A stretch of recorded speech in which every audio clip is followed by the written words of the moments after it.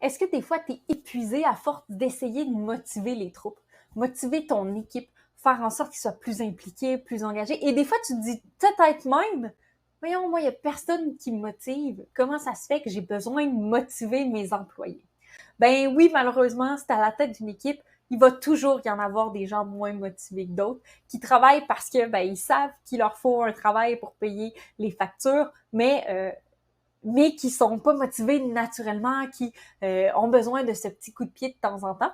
Donc aujourd'hui, je vais te partager 5 stratégies infaillibles pour motiver tes employés, même les plus réticents. Ça va te permettre de gagner en productivité, tu vas avoir plus de plaisir, ça va t'enlever un poids et finalement, mais tu vas avoir plus de temps aussi pour toi. Donc d'ailleurs, j'ai envie de te donner déjà un petit peu de temps pour t'enlever une épingle du pied. Donc, que tu te sentes déjà mieux. Donc, j'ai un outil gratuit, tu peux aller télécharger le lien dans le descriptif de ces vidéos, puis ça va te permettre de reprendre le contrôle sur ton horaire, devenir maître de ton temps, là, donc ça va vraiment te soulager. Je t'invite à aller en profiter. Puis, en même temps, tu auras l'occasion, là, tu vas sentir ça moins pénible finalement de motiver tes employés si tu libères un peu de temps grâce à cet outil-là. Et finalement, je te partage 5 stratégies parce que ça se peut que tu sois pas à l'aise avec chacune d'entre elles. Il y en a qui vont te parler plus que d'autres et je veux que tu aies le choix. Quelle stratégie tu utilises? Donc, il va falloir que tu en utilises une. Puis, je vais même t'inviter à me commenter laquelle tu vas utiliser, laquelle te parle le plus parmi celles que je vais te partager.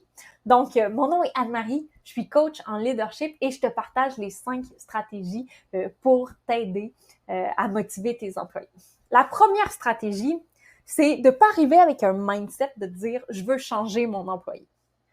C'est de dire « OK, bon, mais je ne pourrai pas le changer, il va falloir qu'on évolue au fur et à mesure, puis qu'on fasse un pas à la fois. » Donc, quand tu pars avec ce mindset-là, tu es beaucoup plus dans l'accompagnement et moins dans le forçage.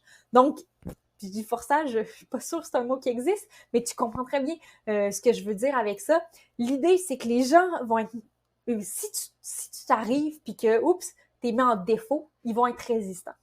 Si à l'inverse, t'es comme, OK, bon, on avance ensemble, on évolue ensemble, là, les gens ont beaucoup plus envie de marcher avec toi, de relever les défis avec toi et ça va changer la donne. Donc ça, c'était la première stratégie de pas vouloir les changer, mais de marcher pas à pas avec eux.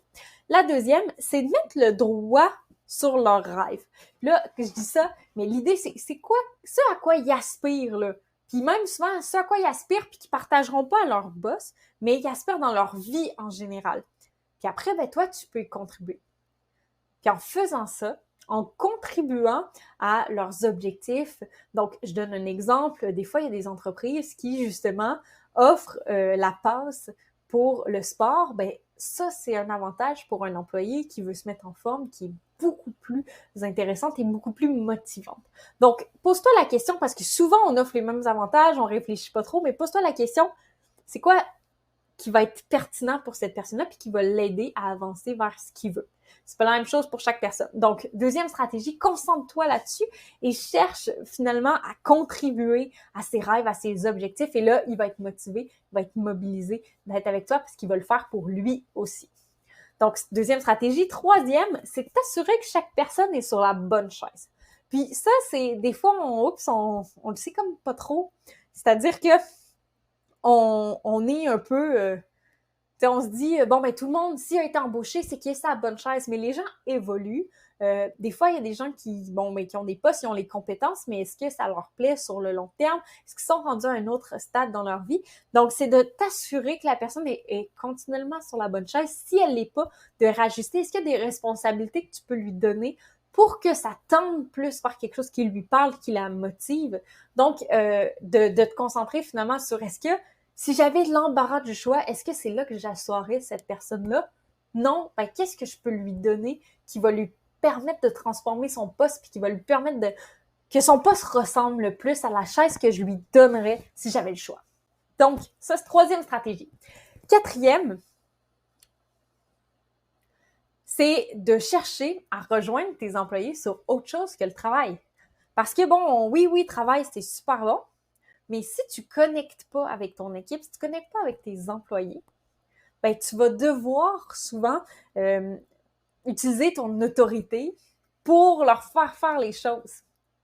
Tu sais, on est pas mal plus tenté de faire une bêtise ou d'ignorer un inconnu que quelqu'un qu'on connaît, qu'on apprécie d'une certaine façon, même si c'est la même tâche, puis on n'a pas envie de la faire tant que ça, ou ça nous motive moins, ben oups, on sait pour qui on l'a fait, et tout d'un coup, on sait pourquoi on l'a fait. Donc, ça change pas mal les choses. Donc, je t'invite à créer la relation avec ton équipe pour que la personne, ben, ça soit une motivation plus de la faire pour toi. Donc, ça, c'est la 4e astuce. Et finalement, la dernière, c'est de les aider à soulager leurs problèmes. Dans le quotidien, dans leur rôle, ils vont faire face à des obstacles. Il y a des choses qui vont être, qui vont les mettre moins à l'aise, c'est certain. Donc, si tu t'assures d'être là pour eux et de les aider à s'enlever toutes les petites épines qu'ils ont sous le pied, finalement, ben oups, ils vont être reconnaissants, ils vont être pas mal plus motivés parce qu'ils savent que s'il arrive quelque chose, ils seront pas laissés tout seuls. On va pas les laisser finalement avec de la boue qui s'accumule, puis à un moment donné, ils vont être submergés par qu'est-ce qui les tracasse, ou tu sais, ils vont devenir frustrés, puis ils sauront plus par où s'en sortir, puis ils vont avoir l'impression d'être tout seuls avec cet amas de boue-là. Donc, je t'invite à les aider avec ça, simplement en te souciant de leurs problèmes, en regardant, OK, on va trouver des solutions, mais t'es pas tout seul là-dedans. Et ça va les motiver, ça va les mobiliser. Une fois de plus, ça va vous rapprocher et tu vas devenir une raison de plus de faire les choses. Donc, like, si ça te parle, là, fais-moi un petit like. Partage-moi aussi en commentaire, je te disais laquelle tu vas utiliser, qu'est-ce que tu veux essayer.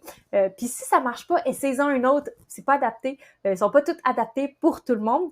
Puis finalement, ben, je t'invite parce que je pense que cette vidéo-là va vraiment te parler comment mobiliser les nouvelles générations sans devoir te plier en quatre. Souvent, on a un peu un a priori avec ces nouvelles générations-là, donc je te partage les clés pour ça. Et oublie pas d'aller télécharger ton outil gratuit si tu as envie de enfin t'enlever un poids, d'être plus libre de ton temps et de te sentir moins submergé. Sur ce, je te dis à très bientôt.